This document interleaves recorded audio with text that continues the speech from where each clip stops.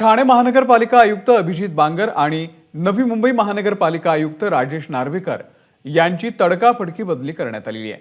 केंद्रीय निवडणूक आयोगाच्या आदेशानंतर अभिजित बांगर यांची बदली करण्यात आली।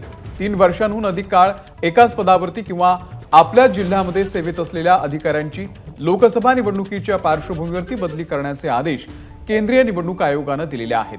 त्यामुळे अभिजित बांगर यांची ठाणे महानगरपालिकेच्या आयुक्त पदावरून मुंबई महानगरपालिकेच्या अतिरिक्त आयुक्तपदी नियुक्ती करण्यात आलेली आहे। त्यासोबतच राजेश नार्वेकर यांची नवी मुंबई महानगरपालिका आयुक्त पदावरून आयुक्त सहकार आणि निबंधक सहकारी संस्था पुणे या पदावरती बदली करण्यात आलेली आहे। दरम्यान मुंबई महानगरपालिकेच्या अतिरिक्त आयुक्त अश्विनी भिडे यांची मुंबई मेट्रो रेल कॉर्पोरेशनच्या व्यवस्थापकीय संचालक पदावरती बदली करण्यात आली आहे।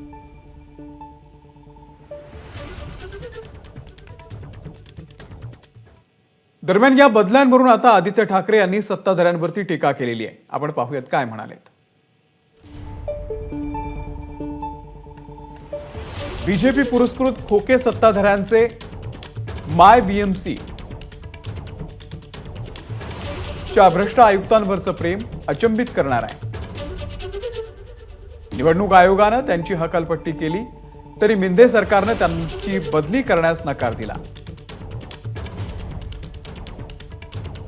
सीएमओ महाराष्ट्र कार्यालयामध्ये त्यांची बदली होईल की त्यांना दिल्लीला पाठवलं जाईल।